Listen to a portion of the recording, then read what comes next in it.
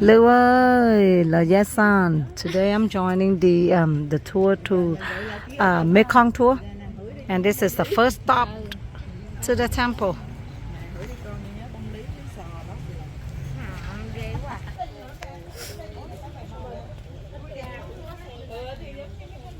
I don't see any fish in here, but to me this is lotus cousin. I forgot the name of it.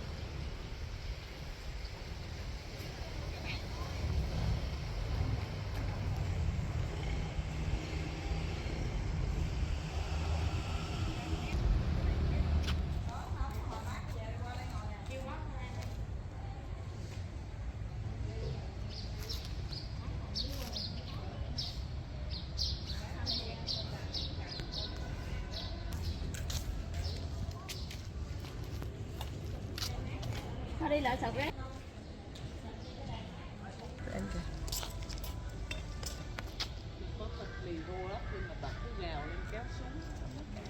Look at this bonsai. It's big, isn't it?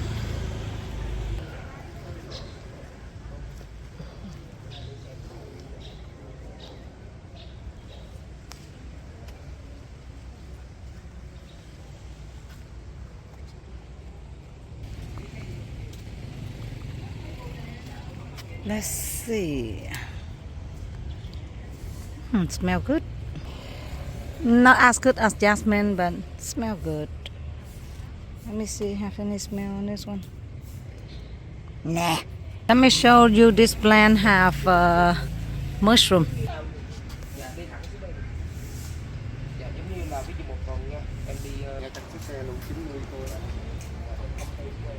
I don't know what kind of mushroom is that.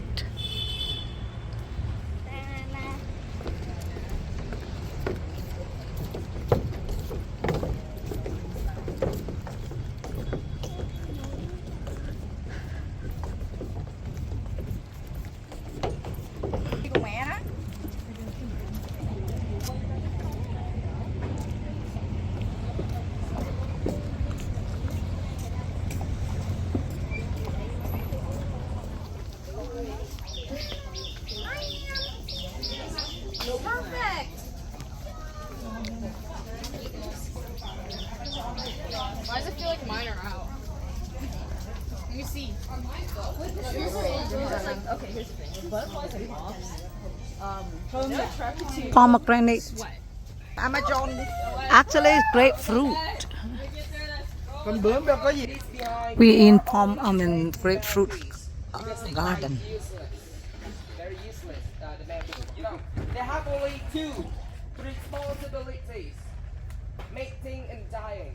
Yeah, you know, each time of mating, they can do until 90 minutes. Much longer than enough. The queen of bee can give birth more than 400 eggs. Now it's for your turn. Who would like to? How are you feeling right now? Yeah, okay, now we are moving on this river.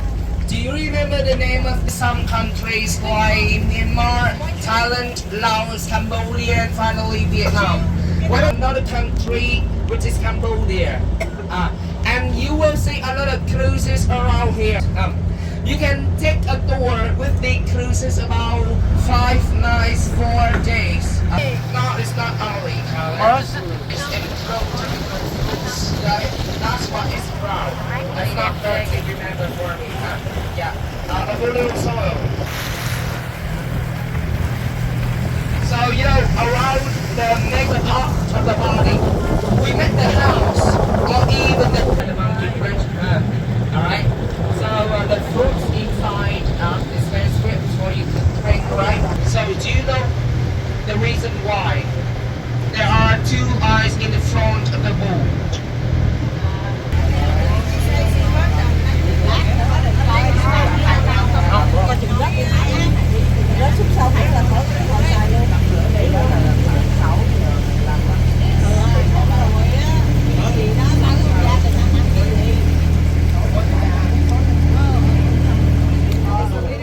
honey hot tea. I mean, honey kumquat tea. Inside honey to balance the taste for you. Honey is from their garden. So she extracting some pollen as well. Pollen is from the flower. Hay là phấn hoa. Mình chọn cái cỏ của nó để nó rấy ra rồi mình thu hoạch. Con xé này trên sau hai viên.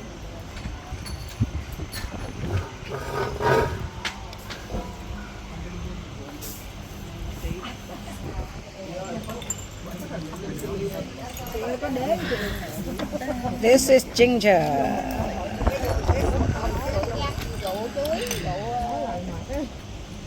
Banana. Đi cỡ này rồi xong rồi đã xong tour. Cảm ơn. À, con du lì đâu, con du lì cần uống nước này.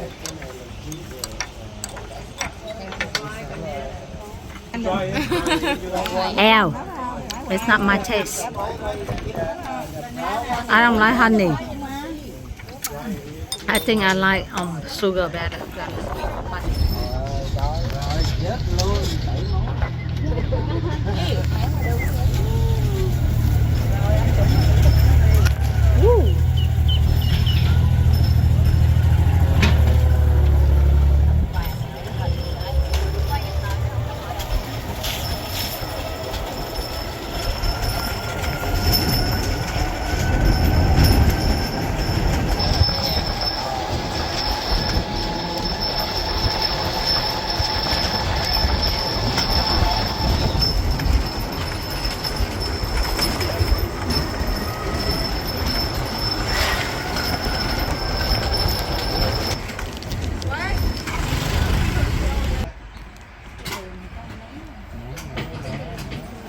Oh, back up.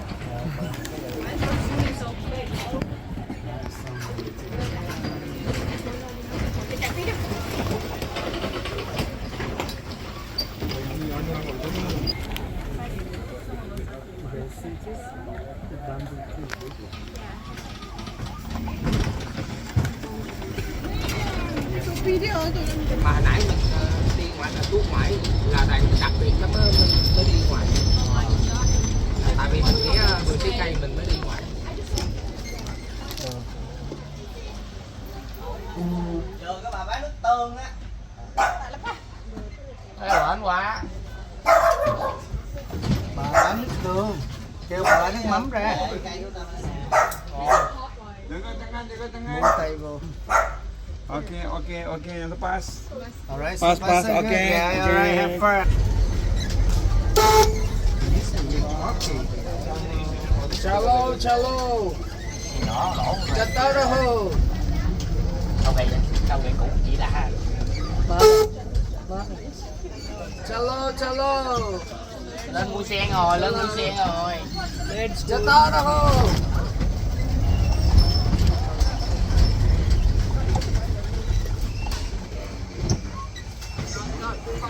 Try your feet and hand, okay? Don't put outside.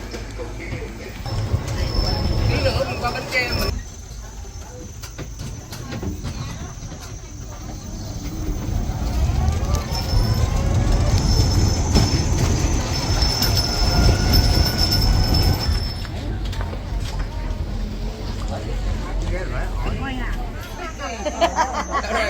Vicky. Who would like to take a photo with Vicky? Yeah. You go. Move around your neck. Alright, body. You want to go together? Alright, so take a photo.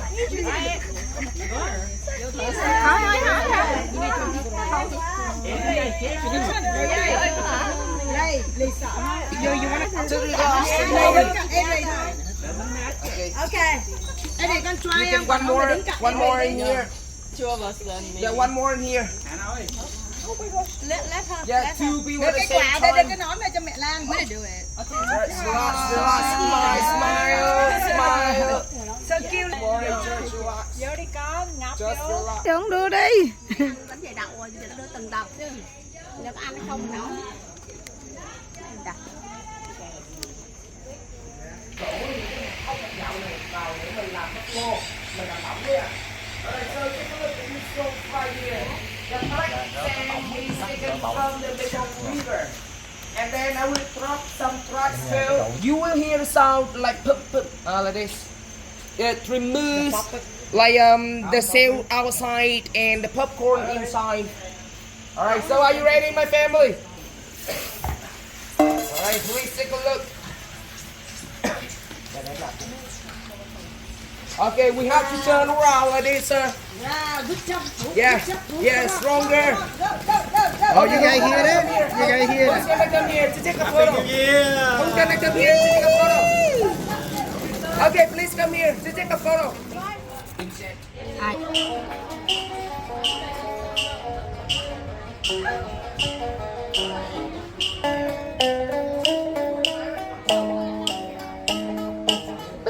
Mình sáng tươi quyền ruộng lúa bao la đầy đầu, cho nhẹ nhẹ đầy ga đi cành lúa, cho bao yêu nhau lúc càng năm hai nhà hòa. Ơi ơi ơi ơi, em hỏi anh về quê em, có tiếng ca đậm thân, tiếng ca đều bên đậm thân quê hương.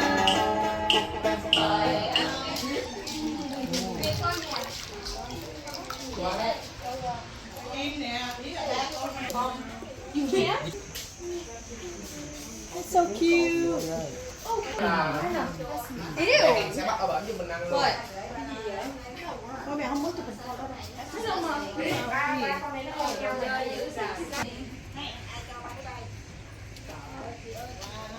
Who wanna see cat? Who wanna see catfish? Follow me here. Ready. Whoa.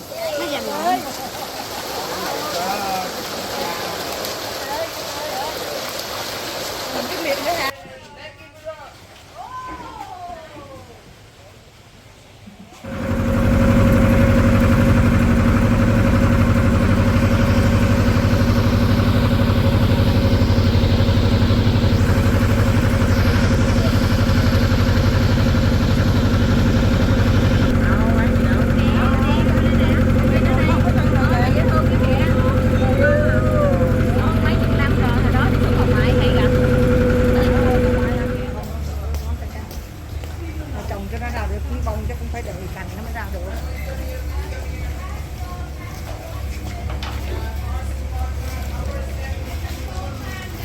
You know, they have to choose the old coconut because inside the water is sour. They drop the water. Just use the flats inside to make the coconut candy.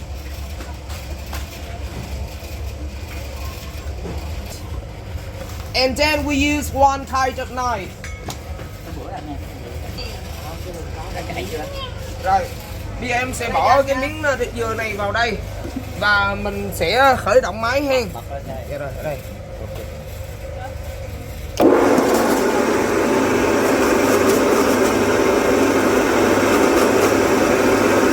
Rồi sau đó thì mình sẽ có rất là nhiều this machine. After such a long time, in about 2 hours, we have coconut candy. M-A-L-T. We try the first one.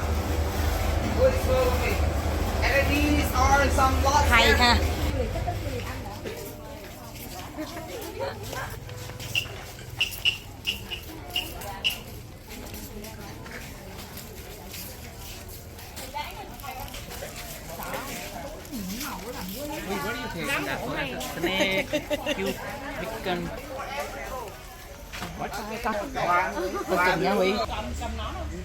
Okay, remember. So,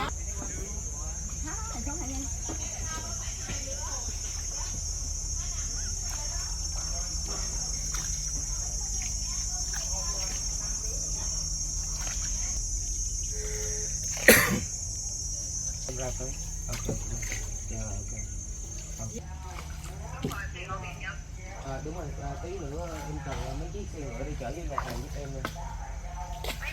nha. Chị kết bạn Zalo giùm em đi, em nhắn tin hoài chị không được không? Vũ á. Vũ kiểm tra.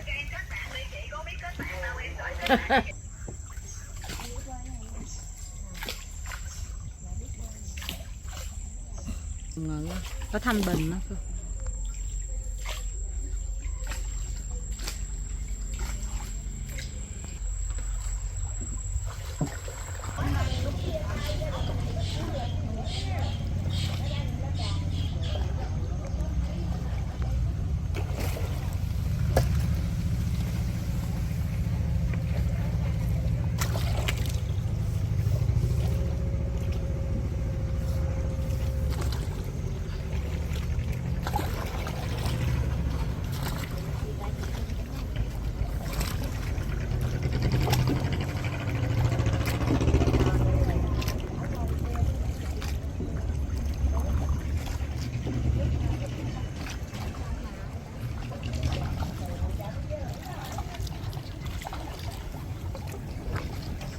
Okay.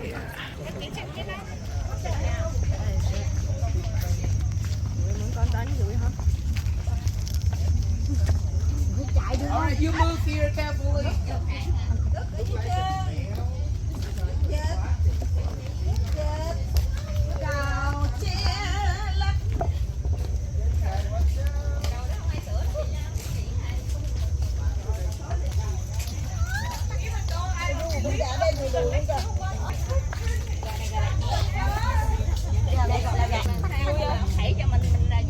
You see that very, very like all black rooster? Did you? I read your book. Dude, my body. I think that I would lick shit out of her left butt cheek right here, right now. Yeah.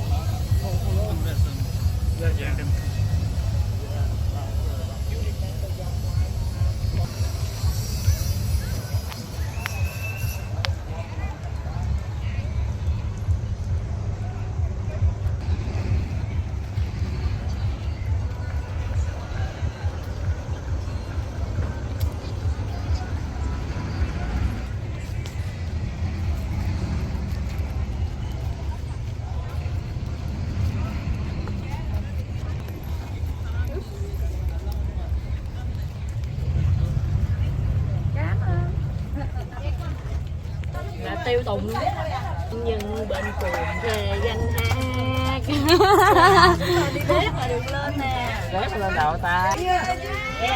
quay con ngựa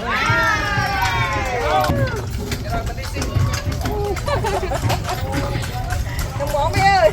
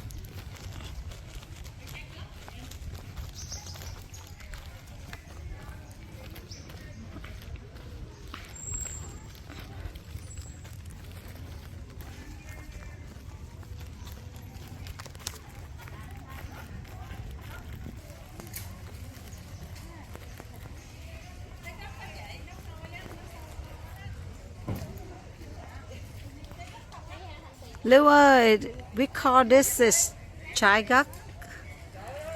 We normally cook with the sticky rice. This is when it's ripe. You open it.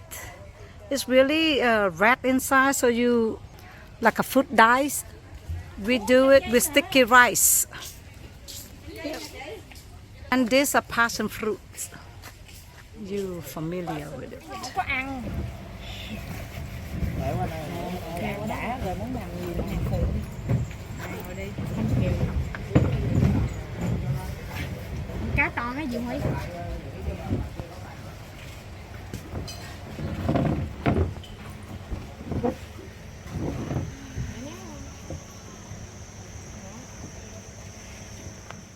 Trước khi mình vô đây nó có nguyên một cái hốc hát khô nhiều lắm. Those are natural frogs. That's why you better buy before they become like those. cái sấu bên này. Có sóng, có ếch luôn, có nháy cũng như là có rắn nó bệnh luôn.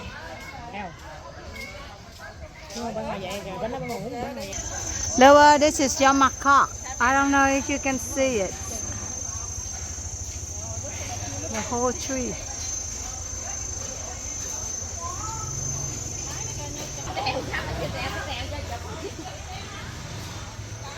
Can you see the fish?